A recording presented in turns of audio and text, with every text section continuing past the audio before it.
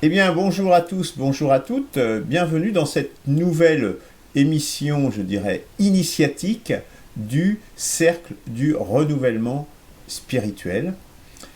Nous continuons notre programme de travail initial sur l'état des lieux des spiritualités, des religions, des principaux courants spirituels de par le monde aujourd'hui. C'est un préalable avant de pouvoir rentrer vraiment dans le vif des sujets. C'est déjà qu'on soit tous au même niveau de connaissance, d'information globale sur les différentes spiritualités qui marquent le monde présent. Donc aujourd'hui au programme, l'hindouisme que va nous présenter Eberhard.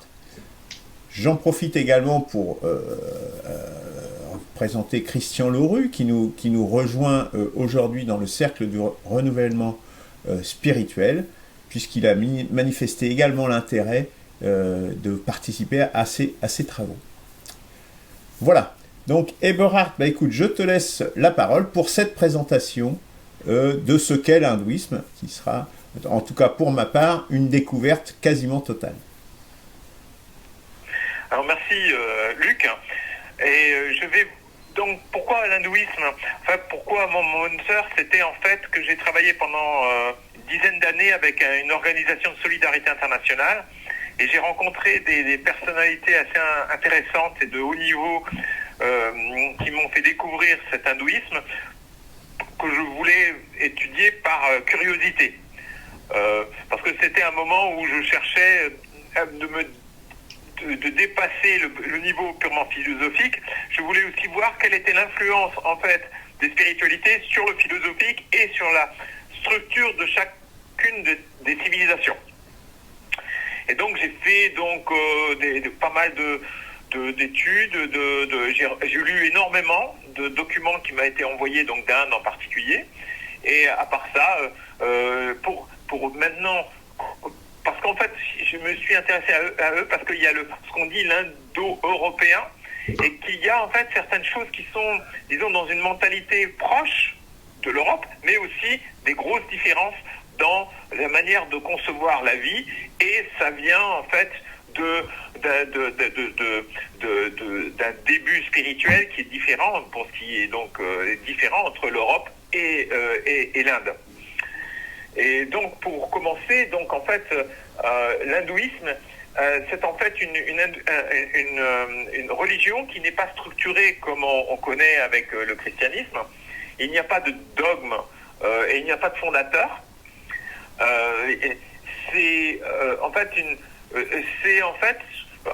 une parallèle en fait avec le système musulman, c'est-à-dire qu'il y a des cléricaux qu'on appelle par exemple dans l'hindouisme les brahmanes, mais qui sont reliés d'une manière lâche les uns par rapport aux autres, et ils suivent différents courants. Mais tout ce qui réunit quand même les hindous, ce sont les Védas qui ont été écrits en gros il y a 3 millénaires, donc 15 siècles avant notre ère. Et il y a différents niveaux du point de vue de compréhension. Il y a en fait la dimension qui est très spirituelle où seuls les cléricaux ou comme les brahmanes peuvent y rentrer. Donc ils ont une écriture particulière qui sont des écritures qui disent quand même révélées, et ils appellent ça des srutis. Voilà. Et c'est le dieu originel qui s'appelle Brahma, qu'il ne faut pas confondre donc avec le Brahman, qui est un autre concept religieux, donc le dieu Brahma. Et on reviendra au Brahman après. Donc c'est les premiers sages dont on ne connaît pas les noms, qui donc il y a à peu près 3 millénaires ont reçu ces vérités venant du dieu Brahma. Et en fait, c'est à la fois, ce sont donc les Védas, ce sont un traité, en fait, c'est des traités qui sont aussi assez concrets sur certains plans. Ça donne des prescriptions, un peu comme le judaïsme, ou aussi, par certains côtés, l'islam. Ça veut dire que c'est à la fois sur le point de vue droit, sur la politique, sur l'architecture, l'astronomie, la philosophie, la santé. Et je signale l'Ayurveda, donc c'est un qui ont été énoncés, puis écrits beaucoup plus tard, parce que la formulation écrite, qui sera donc en sanskrit, c'est une des langues donc sacrées, qu'on peut dire, de l'Inde, qui est la première langue des érudits. C'est là que seulement ça a été écrit, donc avec le 5e siècle avant notre ère. Mais il n'y a pas eu que les Védas. Ensuite, il y a eu aussi d'autres écrits comme les Brahmanas, les Aranyaka et les Upanishads. Ce dernier, il y a comme dans toute religion qui est longue, en ce qui concerne les Védas, il y a eu des fois des courants. Il y a des courants qui sont plus sacrificiels, c'est en général les premiers courants. Ensuite, il y a une réaction où on va être plutôt dans le contemplatif et dans le méditatif. Et les Upanishads, c'est l'archétype du courant méditatif, où on ne veut plus agir, on veut d'abord penser à penser de se rapprocher de Dieu sans avoir à faire un sacrifice. Parce qu'aujourd'hui encore, quand vous prenez le bus, pratiquement tous les chauffeurs de bus, avant de prendre leur bus, font un petit puja, comme on dit, c'est-à-dire qu'ils sacrifient au Dieu du transport. Voilà. Donc il y a à peu près, il y a 2000 ans, 2500 ans, en fait il y a eu une réaction parce qu'on voulait être un peu plus dans la méditation et de rechercher le sens profond et unifiant et impersonnel et abstrait évidemment et sortir du polythéisme en fait pour être vraiment dans l'essence même de ce qu'est la divinité. Donc on dit que l'hindouisme est une religion polythéiste, oui, mais il faut voir qu'il y a des tendances à aussi de monothéisme chez l'hindouisme. Et ensuite, l'autre qu'on dit souvent quand on parle de brahmanisme, le brahmanisme, donc c'est les brahmanes, donc ce sont les cléricaux qu'on trouvera, les prêtres qu'on trouvera dans chaque village encore aujourd'hui, et qui organisent et auxquels on va poser des questions pour essayer de faire la paix au sein du village. Mais ça, c'est seulement, à partir vraiment du 5e siècle, que le brahmanisme s'est développé. 5e siècle avant notre ère ou après ? Après notre ère. D'accord. Donc oui, non, ça s'est développé le 5e avant et le 5e siècle après. Donc il y a eu un processus de brahmanisme à partir de tous les textes qui ont été donnés, dont j'ai parlé tout à l'heure. Alors que les srutis, comme je disais tout à l'heure, donc ça c'est vraiment la culture axée au seul lettré, était composée en sanskrit, eh bien il y a eu une transposition. C'est pas une vulgarisation, mais c'est une transposition qu'on appelle les smrtis.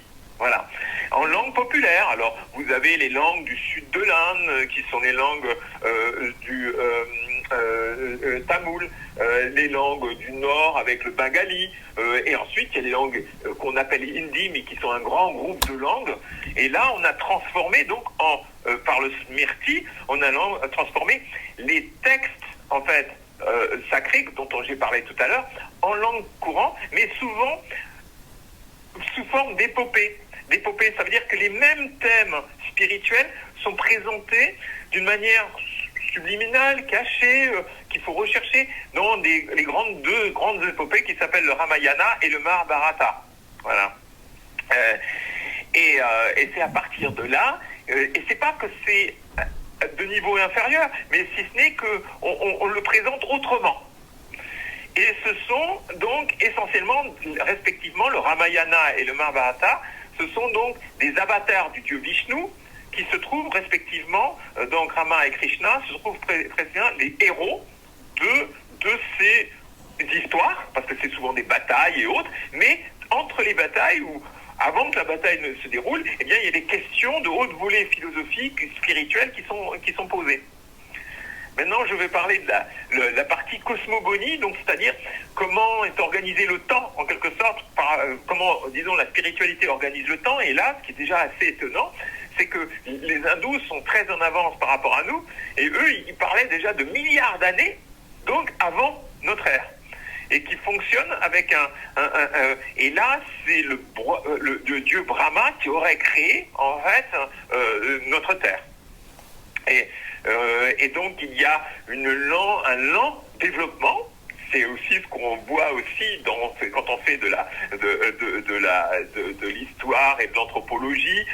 On voit qu'il y a eu un lent développement et ensuite il y a un progrès et on va vers l'absolu, mais aussi il y a une décadence qui, elle, ne met que quelques millions d'années. Donc c'est assez drôle, ça veut dire qu'il y a un lent processus de milliards d'années, et ensuite il y a quelques millions d'années de décadence, mais tout ça c'est dans un système de cycle. Il se place tout de suite, c'est que même s'il y aura des cadences, et même si ça se casse la figure, et ben ça va renaître ensuite. Hein. Donc c'est un processus même dans les sciences dures de l'astrophysique, on peut bien concevoir ce genre de choses. Et avant tout cela, existait le Brahman, donc à ne pas confondre avec le dieu Brahma. Le dieu Brahman n'est qu'un avatar, on peut dire, du Brahman, qui lui est l'unique, en fait, qui est l'unique, en fait c'est ce qu'on pourrait appeler chez nous, mais c'est à la fois, il est absolu, il est l'immanent, il est transcendant, il est l'indescriptible, le neutre, l'âme du monde, et il se différencie donc. Et tout ça, lui, en fait, cette Brahman se différencie au moment de la création du monde en énergie et substance. À partir de là... Excuse-moi de t'interrompre, Ebora, pour bien qu'on nous comprenne, parce que moi je comprends pas bien, il y a ces deux dieux différents, Brahma et Brahman? Alors, le Brahman n'est pas un dieu. Le Brahman est une essence. D'accord. Le Brahma, le dieu Brahman n'est qu'une conséquence du Brahman. C'est excellent. Dans l'absolu. Excellent. Ils sont dans l'abstraction, le Brahman est dans l'abstraction. C'est une force abstraite. Et de ce Brahman naît en fait l'Atman qui est propre à chaque créature sur Terre. Même si c'est Brahma qui crée la Terre, mais en fait l'Atman est issu du Brahma. Donc du Brahman, excuse-moi, du Brahman avec un N. L'Atman est issu du Brahman.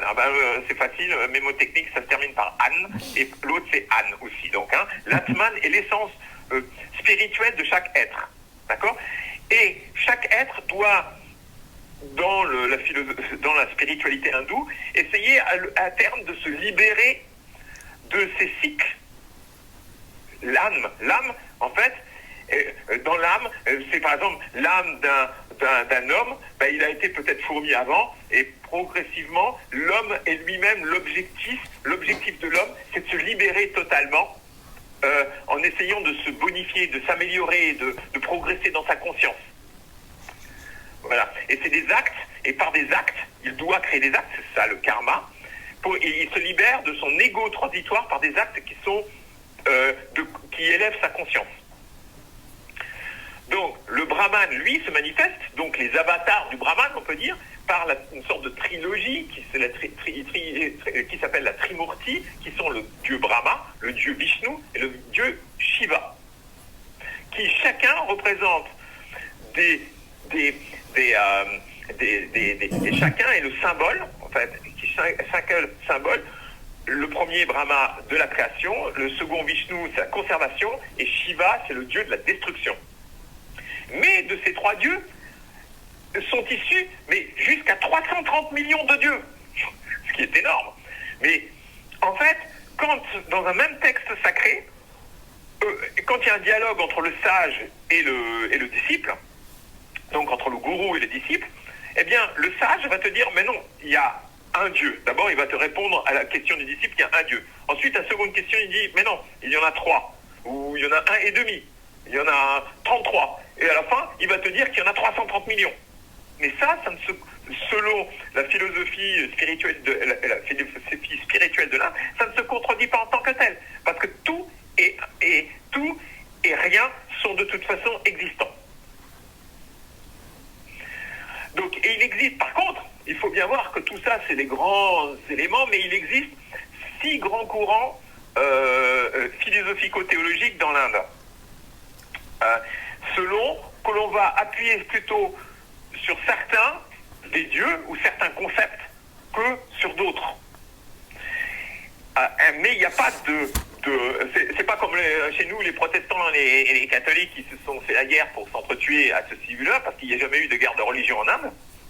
C'est déjà une bonne chose. Et en fait, vous avez les principales qui sont le le vishnouisme, le shivaïsme, le shaktisme. Le shaktisme, c'est plus la prise de conscience. Vous aurez bien compris que le vishnouisme et le shaivisme, c'est plus en appuyant sur le dieu Vishnu ou Shiva. Ensuite, il y a le courant qui va vers la prise de conscience. Et là, on va se libérer, on est plus dans l'abstrait, on va se libérer des dieux tutélaires. Le Smarta, qui est lui le dieu impersonnel, tout en rendant. Mais par contre, ça ne contredit pas de rendre culte à d'autres dieux. Un dieu éléphant, qui s'appelle Ganesh, ou alors même au Christ. Moi, j'ai connu des hindous qui vénéraient profondément le Christ, alors qu'ils se disaient d'un de ses courants religieux. Il n'y a pas d'exclusion. Il y a beaucoup de sectes, il y a des milliers de sectes en Inde, mais il n'y a pas de sectarisme. Voilà déjà la chose. C'est déjà très intéressant de ce point de vue-là. Ensuite, il y a sur la partie de la vie de chacun des hindous, ils sont tous plus ou moins d'accord pour dire qu'il y a 4 buts dans la vie selon ce qu'on est plutôt jeune, ou qu'on est en pleine activité professionnelle, ou qu'on fonde une famille, et donc mais chacun peut déterminer lui-même s'il va plus aller plutôt dans un sens que dans un autre, ou commencer par ceci. Disons, il y a une logique, et ils vont plutôt appuyer sur le premier, ou après le second, ou le troisième, et il y a des gens qui font l'impasse sur l'un, c'est un choix. Donc, il y en a. Alors, quand on est jeune, c'est plutôt le karma et le désir, hein, et le karma, ça va avec le désir, c'est la satisfaction des désirs, c'est le Kama Sutra, on en reparlera peut-être après. Ensuite, on est dans l'artha prospérité, c'est-à-dire qu'on va développer des activités économiques. Après, on se rend compte qu'il faudrait aussi... et tout ça se met aussi en parallèle, hein, parce qu'il y a aussi la partie devoir, c'est-à-dire qu'on va fonder une famille, c'est aussi une sorte de devoir de point de vue, vie sur Terre. Et ensuite, dans la fin de sa vie, souvent, bien, on va aller vers le moksha, c'est-à-dire la délivrance du cycle des réincarnations. C'est-à-dire qu'on veut progresser et augmenter son niveau de conscience, quelle que soit la vie qu'on a pu avoir par le passé. Donc il y a un progrès, en quelque sorte humain, qui est à chaque fois recherché par les hindous, du moins pour ceux qui ont un niveau intellectuel plus élevé, parce que souvent chez le paysan, c'est moins exagéré ces différentes étapes. Hein. Ça c'est le niveau élevé, mais on peut avoir les mêmes... Ça dépend de la pente, si vous voulez. Hein. On peut avoir une pente qui montre élevée, et en fait c'est des pentes avec des étages, selon où vous voulez mettre, et d'autres ont des pentes plus faibles. Voilà. Mais l'objectif, c'est de se libérer du cycle des réincarnations. Voilà. Alors, il y a différents symboles, et notamment la svastika, dont beaucoup de personnes se posent des questions. En fait, la svastika, ça symbolise en fait les différents chemins pour arriver au même but. Alors, ça n'a rien à voir évidemment avec le nazisme, hein, puisque c'est que Hitler qui a pompé ça aux hindous, c'est tout. Ensuite, il y a aussi le système des castes. Excuse-moi, je t'interromps une nouvelle fois. Ouais. J'ai pas compris la référence à Hitler. Mais parce que Hitler a repris la svastika sur son drapeau. La croix gammée, c'est ça? Oui, excusez-moi, ouais. Je n'ai pas précisé. La croix gammée, ça a été pompé, mais retourné, et pas dans le cycle... Hitler en a fait quelque chose comme si c'était une roue qui tourne, alors que la svastika, telle qu'elle est présentée, elle est plutôt sur la base, en fait. Hein. Elle n'est pas sur un angle. En Inde, la svastika, elle est sur sa base. Elle est posée, elle est à plat, tandis que la svastika de Hitler, elle était retournée pour avoir l'impression qu'on va, je crois, c'est de tourner, que ça tourne de droite vers la gauche, comme nous on lit dans nos écritures latines. Et donc, elle est sur l'angle de la roue, en quelque sorte, parce qu'il voulait représenter une roue qui écrase tout, quoi. Ça, c'était l'esprit de Hitler. Tandis que la svastika, c'est seulement les plusieurs chemins, les divers chemins. Il y a bien sûr 4 branches, pour arriver en fait finalement au même but. Le but, c'est le centre, c'est arriver au centre, mais on part de différents endroits. Ça veut dire que libre à toi d'aller d'une des branches vers une autre, mais le centre, ça veut dire c'est ça la délivrance. Arriver au centre de la délivrance, c'est d'arriver au Brahman. Hein. À nouveau, je reviens au Brahman, c'est-à-dire se dissoudre dans le Brahman. C'est ne plus être C'est-à-dire, on est de chair, mais c'est pour être sublimé, en fait. C'est ça l'idée et de se délivrer des cycles de la souffrance, en fait, hein, de la souffrance sur Terre, en quelque sorte. Hein. Voilà, parce que, bon, quand on est dans une vie agricole et autres, ou qu'il y a eu quand même des guerres aussi en Inde, les Indiens ont souffert comme les autres. Voilà. Et justement, je parlais donc du système des castes, puisque les brahmanes, symboliquement, comme chez nous, les prêtres sont au plus haut niveau. Mais il y a encore d'autres personnes. Hein. Il y a d'autres personnes qui ne sont pas les brahmanes, qui organisent la vie dans un village. Il y a aussi ce qu'on appelle les sannyasines. Ce sont des gens qui voyagent pratiquement nus à travers l'Inde. Il y en a encore différents types de ce genre de personnes. Il y a aussi les gourous, qui ne sont pas obligatoirement brahmanes. Et ensuite, il y a le caste des guerriers. Il y a la caste des artisans agriculteurs. C'est la même caste. Ensuite, il y a la caste des serviteurs. Voilà. Et dans la caste des serviteurs, et ensuite il y a la caste, il y a aussi des gens qui ne sont hors caste dans le système hindou, parce qu'ils font partie des peuples premiers. Mais alors eux, ils n'existent pas. Pour eux, ils n'existent pas. Il y en a quand même 50 millions en Inde, mais ils n'existent pas. Et nous, on a travaillé avec notre mouvement de solidarité internationale, le mouvement gandhien, on a travaillé justement avec ces peuples premiers, pour ces peuples premiers, pour qu'ils soient reconnus et qu'ils reçoivent une certaine dignité. Mais pour en venir au système des castes, jusqu'au début du Moyen-Âge, donc notre Moyen-Âge, donc à peu près jusqu'au 5e siècle, eh bien, c'était très poreux. Relativement poreux. Ça veut dire que quelqu'un qui avait une illumination, qui d'un seul coup se disait je suis paysan, mais je sens être un grand gourou spirituel, il y en a qui étaient reconnus comme étant pouvoir donner des enseignements, bien qu'ils aient commencé comme paysans. Mais ensuite, ça s'est figé, pour différentes raisons que j'aborderai pas maintenant, parce que je vais le faire synthétique, ça s'est figé, et que du brahman sort un brahman, et d'un guerrier sort un guerrier. Voilà, le fils de lui, quoi. Voilà. Et on se marie, évidemment, dans la même caste, ou dans des castes proches. Aujourd'hui, on reste... Mais le mariage, en Inde, c'est bien sûr dans un niveau de caste à peu près équivalent, il y a une flexibilité dans la caste, mais c'est pas seulement les éléments là, et on le verra tout à l'heure aussi, c'est qu'en fait, il y a aussi le désir du corps. En Inde, on ne va pas forcer une fille à se marier, du moins sauf peut-être dans les villages les plus reculés, on ne va pas forcer une fille à se marier à quelqu'un pour lequel elle n'éprouve pas d'attirance charnelle.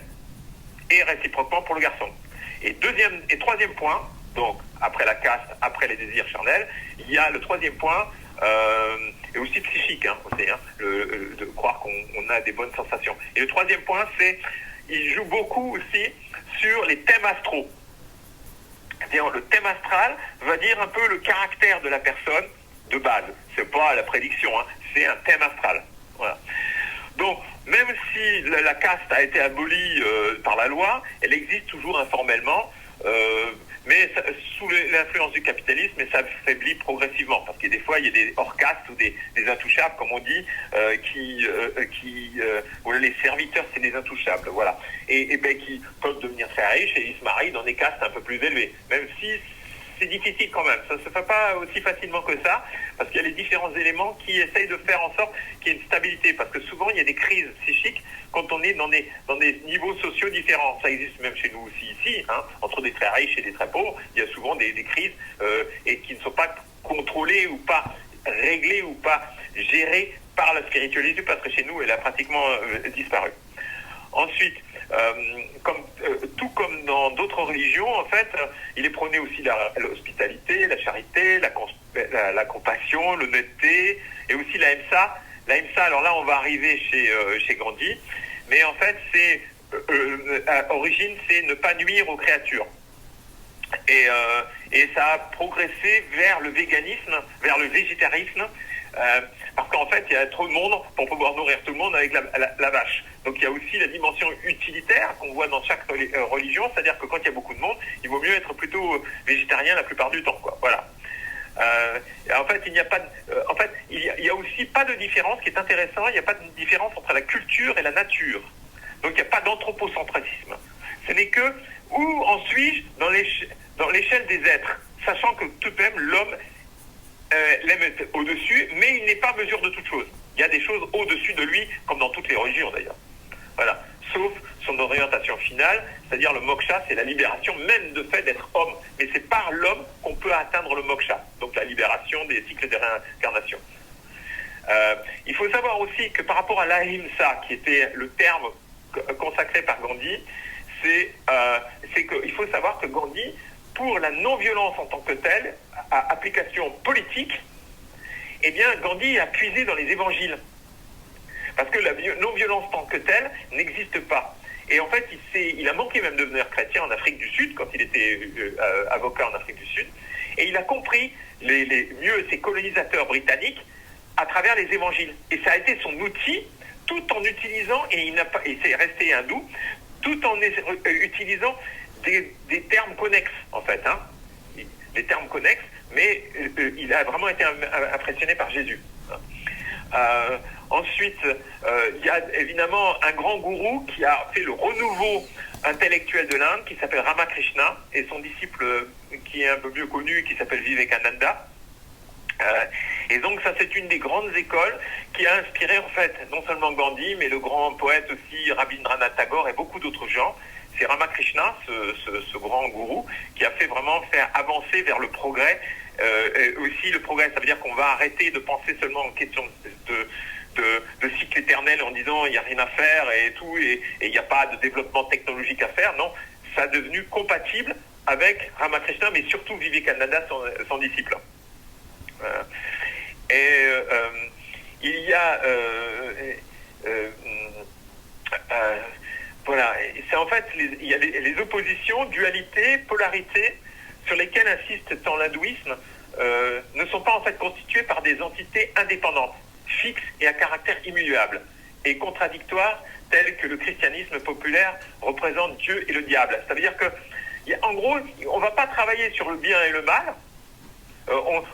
Par contre, c'est-à-dire Dieu étant l'archétype du bien et le diable l'archétype du mal. Donc on ne va pas positionner ça dessus, on va plutôt dire il y a un homme qui est de force supérieure parce qu'il veut se couper de l'ignorance.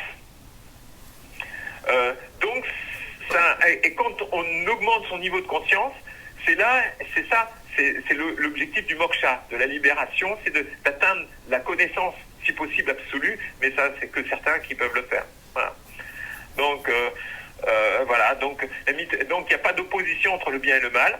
Et c'est toujours, mais par contre, c'est la bataille entre des classes qui sont plus nobles, donc qui vous élèvent plus, et qui en sortent victorieux contre celles qui vous rabaissent. Et en conclusion, je voudrais dire qu'en fait la culture indienne induisait, et même si elle a induit une régression économique et géopolitique relative par rapport à l'Occident au XIXe siècle, en fait l'assimilation partielle du substrat chrétien lui a redonné en fait une nouvelle dynamique avec le gourou dont je vous ai parlé tout à l'heure. Et au milieu donc et nous en contrepartie, nous sommes entrés dans une sorte d'appauvrissement spirituel. Et je pense, comme conseil à donner, c'est quoi je travaille, c'est que l'Occident devrait se ressourcer tout en ne niant pas ses propres racines dans la conscientisation hindoue. C'est-à-dire que, comme a fait Gandhi en s'inspirant des évangiles, nous on devrait s'inspirer de la conscientisation hindoue qui permet aussi de sa conception écologique pour pouvoir progresser dans notre société. Voilà.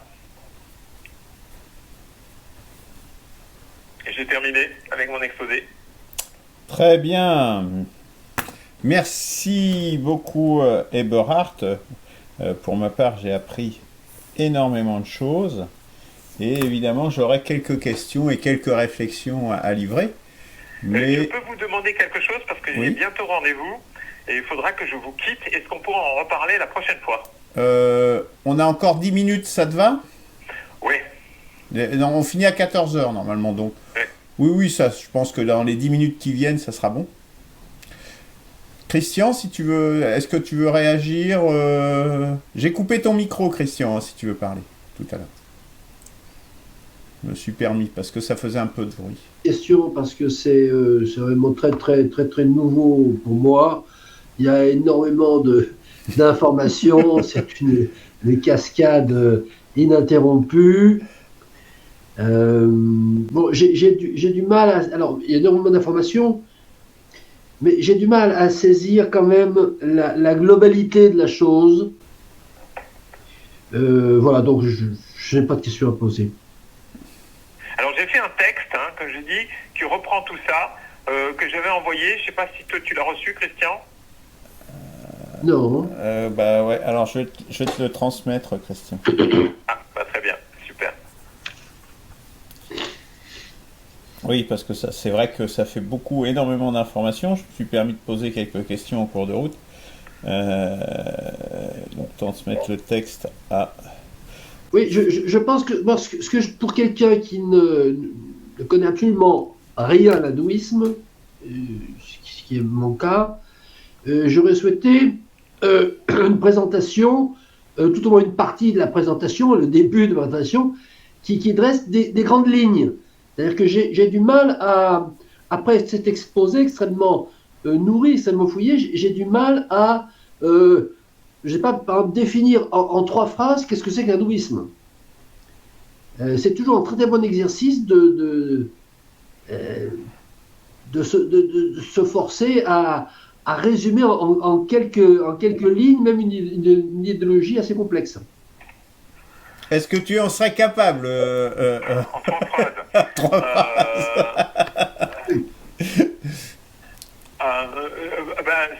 La première phrase, ça serait de dire que l'hindouisme est une religion qui ne connaît pas de dogme ni d'institution cléricale. Ça, c'est le côté négatif. C'est une religion qui a été révélée à partir donc de certains textes qui datent de 2-3 000 ans avant, il y a 2-3 000 ans. Ensuite, il y a eu des courants, différents courants qui existent toujours aujourd'hui, mais différents courants lourds en quelque sorte, sur plutôt le sacrificiel ou alors le méditatif. Et c'est une religion qui veut se libérer l'homme de ses souffrances, en quelque sorte, déjà dans sa vie terrestre, en travaillant beaucoup, et se libérer de ses souffrances, ça demande de travailler sur sa personne. Donc c'est très introspectif. Ah voilà. Voilà, ça c'est la base très importante, et c'est pour ça qu'on peut avoir en fait une densité de population très importante, beaucoup plus importante que chez nous, et une vie beaucoup plus pacifique que par rapport à chez nous. D'accord. Est-ce que D'accord, bon. Ouais, ah oui, ça éclaire. ça éclaire quand même. Alors moi, j'ai quelques réflexions et quelques questions surtout. Sur cette période du brahmanisme, donc tu dis que c'est 5 siècles avant et après Jésus-Christ, donc c'est quand même 1000 ans, hein, c'est quand même pas une paille. Est-ce que à cette époque-là, est-ce que tu dirais qu'il y avait une tendance quand même à une émergence plus d'un monothéisme? C'est ce que j'ai cru comprendre, mais est-ce que j'ai bien compris? Est-ce que c'est bien ça? Non, c'est pas ça. C'est qu'il faut comprendre que au 5e siècle avant Jésus-Christ, il y a Bouddha qui apparaît, ou 6e siècle avant Jésus-Christ, Bouddha apparaît. Et le Bouddha, c'était la partie plus Upanishad, qui est dans le méditatif. La partie, donc, celui qui fera la présentation sur le bouddhisme en parlera un peu mieux que moi. C'est qu'en fait, on était dans une abstraction et dans une vie qu'on voulait faire pacifique totalement. Où, en quelque sorte, le roi n'était pas roi, le religieux n'était pas religieux. On essayait d'unifier totalement le peuple et d'une manière non violente. Et en fait, le brahmanisme est un contre-coup à ça, parce qu'il y a eu certainement quelques... Alors, je n'ai pas fait des études moi-même là-dessus, c'est qu'une intuition que j'ai. Le brahmanisme, c'est à nouveau pour remettre de l'ordre dans les villages, et non plus avoir cette porosité sociale qui pouvait exister. En fait, c'est un contre-coup, en fait. Parce que les brahmanes, ils ont une sorte de tendance, encore aujourd'hui, hein, à essayer de faire le contrôle social à l'intérieur des villages. Et il n'y avait pratiquement que des villages en Inde, au 5e siècle avant Jésus-Christ jusqu'au 5e siècle après, comme chez nous en fait. Hein. Et donc c'était une sorte de réaction au bouddhisme, de la tendance bouddhiste ou la tendance Upanishad, qui elle plus est hindoue. Je ne sais pas si je t'ai répondu à la question. Bah oui, en partie. C'est plutôt le contraire, on va plutôt aller vers le... En fait, sinon on va revenir au polythéisme pour un petit peu fixer les gens sur des choses plus simples, quoi. Et c'est contrôler les gens plus, le brahmanisme. Parce qu'aujourd'hui encore, le brahman a certains droits sur la population qui sont pas des meilleurs, quoi. Et qui, à mon avis, ne doivent pas le faire se libérer de ce cycle de réincarnation. Voilà. D'accord. Ça, c'était une première question. Tu parles de la différence entre Brahma, donc qui est le dieu créateur, C'est ça. et le Brahman, qui est plus l'essence abstraite. Oui. Moi, je ne peux pas m'empêcher de faire le lien avec le Tao. Ah, bien sûr.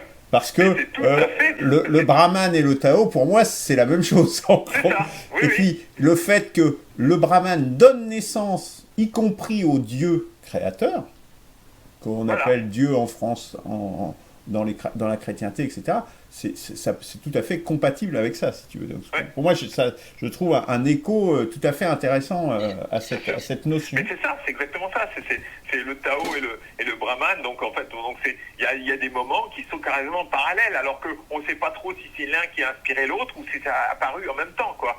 Et en fait, c'est le Brahman ou le Tao se sont manifestés en même temps, pratiquement en Inde et en Chine, sous des noms différents. Oui, c'est ce qu'on avait dit, je ne sais plus à quelle occasion, où est-ce qu'effectivement, et avec la Grèce antique, les philosophes et tout ça, tout cela se déroule entre le moins 6 siècles et moins 4 siècles avant Jésus-Christ.